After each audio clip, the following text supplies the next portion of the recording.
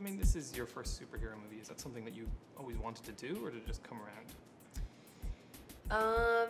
It came around. It presented itself. It popped its head up and was like, "What's up? How you doing? Would you like to audition for me?" Sure. So it was just something you saw. Yeah, it was just something I saw and then looked into the story of Gwen Stacy, and it's a pretty incredible story. Sure. So yeah, it became something I would. So what was the casting process like then? I mean, you were one of hundreds, or? I don't know how many there were, but I went and I auditioned with Andrew, and it was like a whole. It was an audition I had never done before. It was like full hair and makeup. Okay.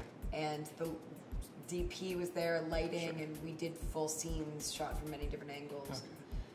So it was like a 6-hour audition. It was strange. It was like shooting a movie. Right, so it was like a one for chemistry. He tested with the last few people, I suppose, and you won. What do you think? Why do you think they picked you? I have no idea. You'd have to ask them. Sure. Crazy people. Yeah, well, speaking of the crazy people, Mark is a kind of unusual choice for this type of movie. He's only made one other feature. It was a very different type of film. What do you think made him be the one who was picked to direct this? I think probably the fact that he really, if you've seen 500 Days of Summer, he's very focused on relationships and on the humanity of the story. So that was probably a major element of why they wanted him to bring that out of these characters, and especially when you're telling it from a new perspective and you want to tell it from the ground up. Well, it's your first blockbuster. It's also his first blockbuster. Was that kind of a learning process for both of you, that everyone kind of... And Andrew's first blockbuster. Sure, yeah, everybody. So it was on set learning about new toys and new tools and things. Yeah, the 3D cameras are unbelievable. Sure. The red technology was very cool. Yeah. They're like this big and they're mirrored, which is strange because you're not used to seeing yourself like in a mirror right here. It's an odd. And is it strange working with 3D? Is it different? Do you have to shoot things differently? Or? Well, it's two cameras simultaneously running, so they can run out of sync at sometimes. So the process can be a little bit longer. Sure. Well, I mean, a lot of people keep saying that this movie's grounded, which seems like a really weird word to use for a blockbuster superhero movie. Why do you think they keep saying that? Is it something that you were striving for?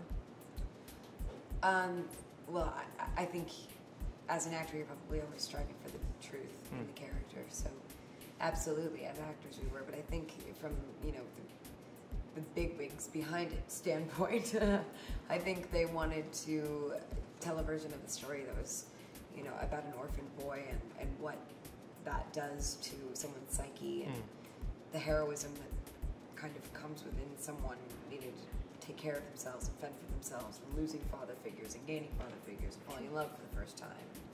But it also has the bigger scenes. Are you involved much in any of the action? That's not really something you've done before either. Did you get to do any of that? Not too much. She doesn't really kick much ass, but I did swing. Okay. Would you like to do more action stuff? If that's something that interests you? I did some action in Zombieland, and Sure. I hurt myself pretty badly. So Okay. So not again. I'm not very coordinated. Okay. Well, there's already a release date for the sequel. Is that intimidating, or is that kind of exciting, interesting? Yeah, it's mostly intimidating. Okay. So you just kind of focused on this one, and then you're not thinking about that one yet, I presume. Yeah, not quite.